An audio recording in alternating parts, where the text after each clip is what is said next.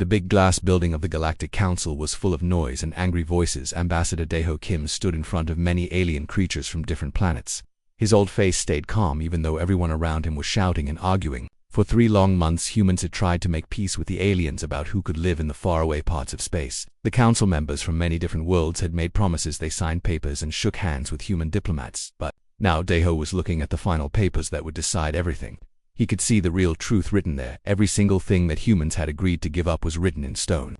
The aliens would get everything they wanted, but when Daeho looked at what the aliens promised to give humans in return, he saw only empty words. The aliens had filled their promises with escape routes and maybe words. The humans would have to give up their mining rights on asteroid worlds. They would have to stop sending colony ships to new planets. They would have to remove their defense stations from important areas. In return, the aliens offered vague promises of working together someday. They said they would think about human requests in the future, but none of it was real. None of it was certain. The Valkyrian delegate was a tall purple creature with many eyes all over his head. He spoke in a voice that showed he thought humans were not important. He said humans were new to the galaxy and should be happy that anyone even talked to them. The Thraxian representative looked like a giant bug with sharp teeth. He clicked his mouth parts and agreed. He said humans had been too aggressive when they tried to expand to new worlds anyway. Other alien delegates nodded their heads in agreement. A snake-like creature from the Scythian Empire hissed that humans bred too fast and took up too much space. A floating jellyfish alien from the Ether Collective said humans were too violent and emotional to be trusted with important decisions. They all seemed to think this was very funny. Daeho looked at the other humans who had come with him to try to make peace. Captain Dudgeon Park was their military person. She had warned him this would happen. She had said the aliens were just playing games with them. Dr. Taehyun Lee was their smartest scientist. He had done math calculations and predicted the aliens were just trying to waste time. Even Jinwoo Nam, who studied alien cultures, had noticed how the aliens talked differently when they thought no humans were listening. Captain Park had tried to tell the council about the real problems in space. Pirates were attacking trade ships. Unexplored regions needed to be mapped safely. Resources were running out in some systems, but the aliens did not want to hear about real solutions. They only wanted to talk about stopping human expansion. Lee had brought scientific data showing how humans and aliens could work together to solve big problems, disease, research that could help everyone, new technologies that could make life better on all worlds, energy solutions that could power entire civilizations. But the aliens were not interested in cooperation. They only wanted control. Had spent weeks learning about alien customs and traditions. He had prepared careful presentations about how human culture could add to galactic civilization. He had studied alien art and music and philosophy. He had found beautiful ways that different species could learn from each other, but the aliens saw this as weakness. They thought humans were trying too hard to please them. The worst part was how the aliens talked when they thought humans could not hear them. Daeho had learned enough alien languages to understand their private conversations. They called humans monkeys and apes. They laughed about how desperate humans seemed for acceptance. They made jokes about how easy it would be to trick the naive newcomers. During breaks in the meetings, the alien delegates would gather in small groups. The Valkyrians would brag about how they had written the treaty to give humans nothing while taking everything. The Thraxians would click their mandibles in amusement as they planned to ignore any promises they made. The other species would compete to see who could come up with the most insulting names for humans, but what made Daeho angriest was not the insults or the tricks, it was the waste. The galaxy was full of real problems that needed solving. Entire star systems were dying from plague. Asteroid mining was dangerous without proper safety equipment. Trade routes were being disrupted by space pirates. Young alien populations on many worlds were struggling with poverty and disease. Humans had solutions for these problems. Human medicine could cure diseases that had killed aliens for thousands of years. Human engineering could make mining safe and efficient. Human military could protect trade routes and stop piracy. Human farming techniques could end hunger on dozens of worlds, but instead of working together to solve real problems, the aliens wanted to play political games. They wanted to keep humans weak and dependent. They wanted to stay in charge, even if it meant letting problems get worse. They cared more about their own power than about making life better. For anyone, Idaho stood up slowly from his chair. The alien chatter got quieter as hundreds of different kinds of eyes looked at him. He walked to the center of the big round room. His footsteps echoed in the sudden silence. He picked up the treaty papers that represented 3 months of work and hope. Without saying a word, he tore the papers in half. The sound was loud in the quiet room. He let the pieces fall to the crystal floor like snow. The alien delegates stared in shock. None of them had expected this. The United Earth Federation withdraws from these negotiations. Daeho announced. His voice was clear and strong. Everyone in the room could hear him. We came here seeking peace and partnership. Instead, we found lies and contempt. We will not be signing any treaties today. The alien delegates exploded in surprised protests. They started shouting in dozens of different languages. The Valkyrian delegate stood up and waved his many arms. The Thraxian clicked his mandibles so fast it sounded like machine gun fire. The snake creature hissed loudly. The jellyfish alien flashed angry colors, but Daeho was already walking toward the exit. Captain Park, Dr. Lee, and Jinwoo followed him. Their faces were serious but not sad. They had expected this moment as they walked past the alien delegates. Daeho could hear some of them trying to call him back. Wait, the Valkyrian delegate shouted, you cannot just leave. We can negotiate new terms. We can make changes to the treaty. But Daeho did not stop walking. He did not turn around. He had heard enough lies for one day. As they reached the door, he could hear the Valkyrian delegate starting to laugh. The alien was telling the others that humans were too emotional and would be back within a week, begging for any deal. They could get the other aliens joined in the laughter. They thought this was all very amusing. They thought humans were having a tantrum like children. They were already planning how to make the next treaty even worse for humans. They would teach these newcomers a lesson about respecting their betters. What the aliens did not know was that Captain Park had been recording everything through tiny hidden devices. Dr. Lee had been studying their military strength and weaknesses for months. Jinwoo had been learning about their political systems and finding their weak points. The humans had not been naive. They had been preparing. As they walked out of the building and toward their ship, Daeho felt something he had not felt in months: relief. The pretending was over. The fake smiles and diplomatic words were finished. Now humanity could stop playing games and start being honest about what they really were. The aliens had made a big mistake. They thought humans were weak because they wanted peace. They thought diplomacy meant fear. They thought negotiation meant submission. They were about to learn how wrong they were about everything. The galaxy was about to discover what happened when you mistook human kindness for human weakness. 3 weeks passed after the humans walked out of the peace talks. The galaxy seemed very quiet. Now the Galactic Council had expected angry messages from Earth. They thought humans would send desperate letters begging to restart the negotiations. They waited for military threats, or maybe attacks on alien ships. But instead they got nothing but silence from all human space trade. Ships that usually brought goods from human worlds stopped coming to alien ports. Human colonies that used to send regular reports suddenly went dark. They did not answer when aliens tried to call them. Even the busy shipping lanes that humans had built and used every day became completely empty. It was like all humans had just disappeared. Council Chairman Valderus was a very old creature whose people had controlled galactic politics for thousands of years. He found this silence very troubling. Something about it did not feel right. He called an emergency meeting to talk about what he called the human problem. All the important alien leaders came to discuss what to do, but most of the other council members were not worried at all. The Thraxian military commander reported that his spy ships had been watching human space. They said they saw no unusual military activity. Human fleets seemed to be staying close to their home worlds. Everything looked normal and peaceful. The Valkyrian intelligence chief had done calculations about human resources. He told the council that humans simply did not have enough ships or weapons to threaten anyone. Their technology was primitive compared to alien science. Their population was too small to fight a real war. The math proved that humans were not dangerous. The Scythian war leader hissed in agreement. He said his people had fought many wars across the galaxy. Humans had no experience with real space combat. They had only fought small battles against pirates and rebels. They would not know how to handle serious military action against trained alien forces. Alien species agreed with this, thinking the floating jellyfish creatures said humans were too emotional to plan proper military strategies. The rock people from the mineral worlds said human ships were built too heavy and slow to compete with alien vessels. The energy beings claimed human weapons could not penetrate proper alien defenses. But while the aliens were having these meetings and feeling confident about their safety, something very different was happening in the Sol system. Admiral Bioram Song stood on the bridge of a brand new warship called the Indomitable. She was watching the largest military fleet in all human history come together in space around Earth. The human ships did not look like the pretty elegant vessels that most alien species preferred. Human warships were built like floating metal fortresses. They were thick and heavy and covered in armor plating. They had massive gun turrets and missile pods sticking out everywhere. They were ugly and practical and absolutely deadly looking. Yansu Choi was the head of the Human Defense Research Division. She was giving briefings to all the fleet commanders about their technological advantages. While the aliens had been calling human engineering crude and unrefined, they had missed something very important. Human technology was not just different from alien technology. It was specifically designed to fight against alien advantages. The aliens relied heavily on energy shields that could stop most weapons. They used plasma guns that could melt through normal armor. Their ships were fast and could move quickly around battlefields. But human engineers had spent years studying these alien advantages and figuring out how to beat them. Human ships carried kinetic weapons that fired solid metal chunks at incredible speeds.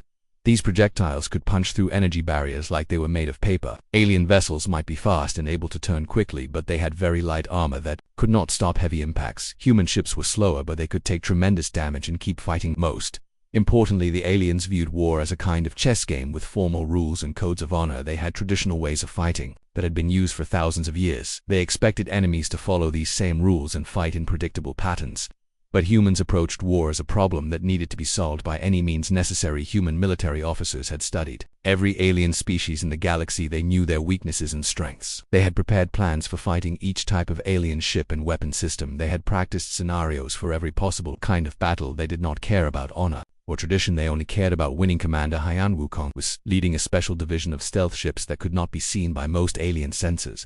His vessels had been secretly moving around the galaxy for months, gathering intelligence on alien military positions. They had mapped every major fleet location, every supply depot, and every strategic installation that aliens used. The stealth ships had recorded alien communication codes and learned their military procedures. They had taken pictures of alien ship designs and weapon systems. They had even managed to get close enough to some alien worlds to study their planetary defenses. All of this information was being used to plan attacks, but perhaps the most important preparation was happening in the secret laboratories of Dr. Minho Park. He had been working on weapons and technologies that the aliens could not even imagine.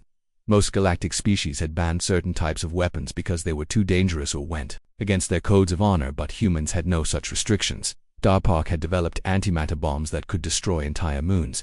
He had created gravity weapons that could crush space stations like tin cans. He had built virus programs that we could take control of alien computer systems. His team had even figured out how to make artificial black holes that could be used as weapons. While aliens had spent centuries following the same old ways of fighting, humans had been innovating and creating new methods of warfare. They had studied their own history of conflict and learned from every battle their species had ever fought. They understood that war was not a game with rules. It was about survival and victory at any cost. Admiral Asong opened a communication channel to Earth Command. She looked out at the massive fleet assembled around her ship. Hundreds of warships floated in perfect formation. Each one was packed with weapons and soldiers ready for battle. The sight was both beautiful and terrifying. Command, this is Admiral Song, she said into the communication device. Operation Thunderstrike is ready to begin. All human citizens have been safely removed from alien space. All our ships are in position and waiting. We are ready for your orders. The response came back immediately from Earth. The voice belonged to the highest levels of human government. Operation approved, the voice said. Show them what happens when they mistake human diplomacy for human weakness. Show them what we are really capable of. Good hunting, Admiraless. The communication ended. Admiral Song looked around at her bridge crew. They were all young humans who had trained their entire lives for this moment. They knew they were about to make history. They knew they were about to change the balance of power in the galaxy forever. The aliens thought humans had retreated because they were weak and scared. They thought the silence from human space meant defeat and surrender. They had no idea that humans had been using this time to prepare the largest and most devastating military operation the galaxy had ever seen. In a few hours, the aliens would discover their mistake. They would learn that when humans walked away from peace talks, it was not because they were giving up. It was because they were getting ready for war, and human war was unlike anything the galaxy had ever experienced before. The calm before the storm was about to end. The attack began at exactly the same time across 17 different star systems. The aliens had spread their military forces thin across the galaxy. They felt confident that humans were not a real threat. This confidence disappeared completely. In the first 30 seconds of combat, human fleets appeared from hyperspace jumps with perfect timing, catching alien defenders completely unprepared. At the Valkyrian home system, Admiral Song led her main battle group against the pride of the Valkyrian fleet. The alien ships were beautiful and graceful, moving in perfect formations like they had done for thousands of years. Their commanders followed traditional battle tactics, expecting a formal fight where both sides would trade shots from safe distances. Instead, the human ships charged straight at them, ignoring all the elegant rules of space combat that aliens had used forever. Human kinetic cannons fired solid metal chunks at speeds close to light. These projectiles tore through energy shields like the shields were made of thin paper. The aliens watched in complete horror as their most advanced battleships were turned into floating scrap metal. Within just a few minutes, the Valkyrian fleet commander tried to call for a formal surrender according to ancient galactic law, but the humans did not stop attacking. They kept firing until every single alien warship was either destroyed or completely disabled. There were no prisoners taken, no mercy shown, no following of traditional combat rules. Commander Sujin Lee was leading the assault on the Thraxian industrial complex. She demonstrated another human innovation that shocked the aliens. While alien species built their factories and shipyards as permanent structures that stayed in one place, humans had learned to make everything mobile and movable. As Thraxian defenders desperately tried to protect their fixed industrial positions, human mobile construction units were already building new forward bases inside nearby asteroid fields. The aliens could not understand how humans could set up entire military bases so quickly in places that had been empty space. Just hours before, the Thraxians attempted to use their traditional swarm tactics, sending thousands of small fighter ships against the human fleet. This had worked against other alien species for centuries, but Dr. Choi's new point defense systems had been specifically designed for exactly this kind of attack. Human ships released clouds of smart projectiles that hunted down enemy fighters with deadly efficiency. Each tiny missile had its own computer brain that could track and destroy multiple targets. The Thraxian swarm was eliminated so quickly that their military commanders could not even process what had happened to their forces. The same pattern repeated across every star system where humans attacked. Alien fleets that had seemed powerful and unbeatable were destroyed in minutes. Defense stations that had protected worlds for thousands of years were reduced to floating debris. Traditional alien military tactics that had won countless wars throughout galactic history proved completely useless against human warfare. But the real shock came when the aliens tried to retreat to their most heavily defended core worlds. These star systems had been considered absolutely impossible to conquer. They were protected by massive space stations and planetary defense grids that had never been breached in thousands of years of galactic warfare. Lieutenant Colonel Yoon-Ji Kim commanded the Siegebreaker Division. Her job was to show the aliens why human engineering was so completely different from anything they had ever seen. Her ships carried weapons that most galactic species considered impossible to build safely. The humans brought antimatter warheads that could vaporize entire moons. They had gravitational disruptors that could tear apart the fabric of space itself. They carried planet cracker bombs that could literally shatter worlds into pieces. These were not just weapons of war, they were tools of absolute total destruction. The first fortress world to fall was Thraxia Prime. The planetary shields that had protected the Thraxian homeworld for millions of years simply vanished under assault from human gravity weapons. The massive orbital defense platforms that had seemed completely indestructible were reduced to atomic dust by antimatter explosions within 6 hours. A world that had been the center of Thraxian civilization for 10,000 years was nothing but floating rubble. The population had been evacuated, but their entire civilization was gone. The psychological impact on other alien species was immediate and devastating across the galaxy. Alien fleets began surrendering without even attempting to fight. Human ships would appear in a star system, and alien commanders would immediately broadcast surrender messages. They had heard what happened to those who tried to resist. They knew they had no chance of victory. The Corvani attempted to use their advanced stealth technology to hide their fleets and launch surprise attacks, but human sensors could detect stealth ships that were invisible to all other alien technology. The Corvani stealth fleet was found and destroyed before they could fire a single shot. The Ether Collective tried to use their energy manipulation abilities to disable human weapons systems, but human technology was hardened against energy attacks in ways that alien science could not understand. The energy beings found their most powerful abilities were completely useless. The ancient Valdorian Empire, with their massive dreadnought ships that were larger than some moons, could not stand against human forces. Human boarding parties used teleportation technology to appear directly inside alien ships. They would capture or destroy the vessels from within before the aliens even knew they were under attack. The speed and completeness of human victory was beyond anything the galaxy had ever witnessed. In less than 1 week, humanity had gone from being dismissed as primitive newcomers to being the dominant military force in known space. Every major alien fleet had been destroyed or captured. Every important military installation was under human control. Chairman Valdris watched the destruction from his command center on the Galactic Council homeworld. His species had ruled the galaxy for longer than some civilizations had existed. Now he was receiving surrender messages from every corner of known space. The reports all said the same thing: human forces were unstoppable. The old alien realized with growing terror that his people had made a catastrophic mistake. They had assumed that because humans sought peace, they were naturally peaceful creatures. They had confused civilization with weakness and restraint with inability. They had thought diplomatic politeness meant military incompetence. Now they were discovering that a species that truly understood the horrors of war was far more dangerous than one that had never experienced real conflict. Humans had not avoided war because they were afraid of it. They had avoided war because they knew exactly what they were capable of doing. As reports of human victories continued flooding in from every front, Valdris began to understand the magnitude of what they had unleashed. The Galactic Council had not just awakened a sleeping military power, they had forced humanity to demonstrate capabilities that were beyond alien comprehension. Humanity had not retreated from the peace talks because they were weak or scared. They had retreated because they were preparing for something far more terrible than any negotiation could have prevented. The thunder had struck, and the galaxy would never be the same again. Within 1 week of the first attacks, the galactic balance of power had completely shifted forever. The Galactic Council emergency session was a scene of total chaos and desperate finger-pointing. Species that had been allies for thousands of years were now blaming each other for the disaster they all faced together. The Valkyrian delegation arrived with their purple skin now pale with absolute terror. They presented casualty reports that shocked everyone in the chamber. 80% of their entire fleet was completely gone. Their 3 largest colony worlds had been evacuated, and their home system was under complete human occupation. The survivors who had escaped the human attacks spoke of human warriors who showed no mercy at all. They described fighting techniques that followed no recognizable rules of warfare. The humans had targeted not just military ships but also supply lines, communication networks, and industrial facilities. The Thraxian representative clicked his mandibles nervously as he delivered even worse news to the assembly. Their entire industrial base had been systematically destroyed with surgical precision.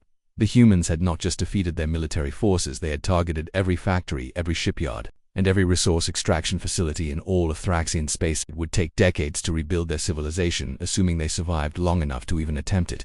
The Thraxians had gone from being one of the most powerful species in the galaxy to being completely dependent on others for basic survival needs, but the most shocking revelation came from the Corvani delegate, whose species was known throughout the galaxy for having the most advanced intelligence networks. They had finally managed to decode some human military communications, and what they discovered was absolutely terrifying. The attacks that had witnessed were not humanity full strength or even close to it. They had been just the opening moves in what humans called a limited engagement. Admiral Song's forces had been operating under strict rules of engagement that focused on military targets while avoiding civilian casualties wherever possible. Their intercepted communications revealed that human military doctrine included escalation protocols that went far beyond anything the galaxy had ever seen or imagined. If pushed to what humans called total war, they were prepared to sterilize entire star systems of all life. Daya Arihan was leading something called the Human Psychological Warfare Division. She had been broadcasting messages to alien populations throughout the galaxy during the entire conflict. These were not the usual propaganda messages or empty threats that normally accompanied military actions. Instead, they were detailed historical accounts of human conflicts on their homeworld. These broadcasts explained concepts that were completely foreign to most alien species. Total war, where entire civilizations fought for survival. Scorched Earth tactics, where retreating forces destroyed everything useful. Mutually assured destruction, where both sides accepted complete annihilation rather than surrender. The effect on alien morale was more devastating than any weapon could have been. Species that had lived in relative peace for millions of years suddenly learned about battles like Stalingrad, where humans had fought to the death over every single building in an entire city. They heard about the atomic bombings of Hiroshima and Nagasaki, where humans had used weapons of mass destruction against their own species during their primitive wars. They discovered that humans had invented concepts like acceptable losses and strategic genocide. The alien populations learned that humans had fought wars where millions died in single battles. They found out about conflicts that lasted for years with no clear winner, where entire generations grew up knowing nothing but warfare. They discovered that human history was filled with examples of civilizations that chose destruction rather than surrender. Sherman Valdris, now desperate to prevent the complete destruction of galactic civilization, attempted to open emergency communication channels with Earth. The response he received was not from a diplomat or military commander, but from President Jihuno himself. The conversation was brief and absolutely devastating. President O explained that the Council had made a fundamental error in judgment about human nature. They had assumed that because humans preferred peace, they were naturally peaceful creatures. They had confused civilization with weakness and diplomatic restraint with military inability. You thought our desire for peace made us soft. President O said, his voice carried the weight of thousands of years of human history and conflict. You failed to understand that our love of peace comes from our intimate knowledge of war. We know exactly what we are capable of, which is why we tried so hard to avoid this moment. The president then laid out humanity terms for ending the conflict. The Galactic Council would be completely dissolved as a governing body. The species that had participated in the deception during peace talks would surrender their colonial territories and accept human oversight of their remaining military forces. War reparations would be paid to compensate for the resources humanity had wasted on the failed negotiations.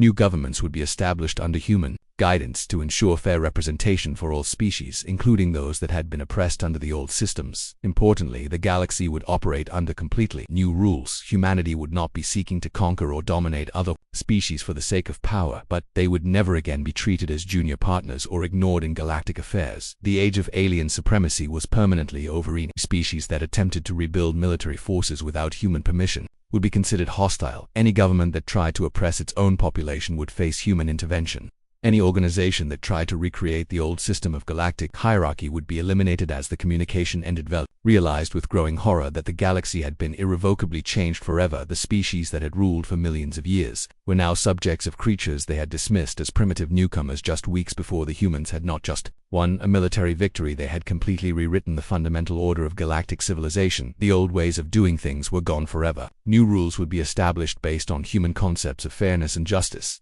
The alien leader understood now that they had not been fighting a war in any traditional sense. They had been witnessing the birth of a new galactic order. Human victory had been so complete and so overwhelming that resistance was not just futile but unthinkable. Species that had retreated from peace talks had ultimately achieved something far more lasting than any treaty could have provided. They had remade the entire galaxy in their own image. 6 months after the failed peace talks, the galaxy looked completely different from what it had been before. The ornate chambers of the former Galactic Council had been replaced by practical meeting rooms of the Terran Administrative Zone. Human efficiency had replaced alien bureaucracy, and decisions that once took years of debate were now made in just days. Governor Sun Quan Park was the human administrator for the former Valkyrian territories. He stood in his office reviewing reconstruction reports that showed remarkable progress. The aliens had expected harsh occupation, brutal repression, and systematic exploitation of their resources and populations. Instead, they found something far more disturbing to their old way of thinking. They discovered competent, fair governance that actually improved their daily lives in ways they had never experienced before. Human administrators were efficient, honest, and focused on results rather than political games. Human engineers had rebuilt the damaged infrastructure using technology that was superior to what had existed before the war. Human medical teams had shared advanced treatments that extended lifespans and eliminated diseases that had plagued alien populations for thousands of generations. Human educators had established schools that taught practical skills. Alongside traditional alien culture, children of different species learned together in ways that had never been allowed under the old system. Young aliens discovered opportunities that had been denied to them by their own governments. The most shocking change was in the economic system. Under the old Galactic Council arrangement, resources had flowed primarily to the dominant species, while others struggled with artificial scarcity and controlled distribution. Human economic principles focused on efficiency and productivity rather than traditional hierarchies and ancient privileges. For the first time in their recorded history, many alien populations were experiencing genuine prosperity and freedom. The quality of life for ordinary citizens had improved dramatically, while the old ruling classes found themselves having to work for their positions rather than inheriting them. Their Sang-Woo Yoon was head of the interspecies integration program. His job was studying the psychological impact of the transition from alien rule to human administration. His research revealed something that the old council members had never understood or cared about. Most alien populations had been just as frustrated with the old system as humans had been. The council had represented only the ruling classes of each species, not the common citizens, who did the actual work and produced the real wealth. The ordinary people had been just as oppressed as humans, but had no way to change things. Former Chairman Valdris now served as a cultural liaison in the new administration.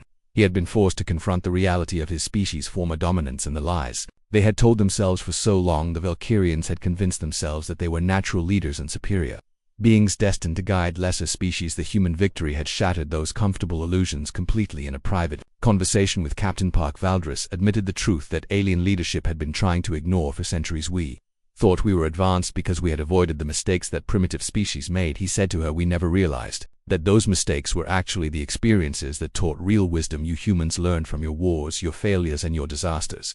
We simply avoided them and called ourselves superior for doing so. The new galactic order was not built on conquest or domination like the old system had been. Instead, humans had introduced concepts that were completely revolutionary in galactic politics. Meritocracy, where positions were earned through ability rather than birth. Accountability, where leaders could be removed if they failed their people. Genuine representation, where all voices mattered equally. Species that had been marginalized and oppressed under the old council system now found themselves with real voices in the new government. The rock people, who had been treated as mining slaves, now sat as equals in administrative councils.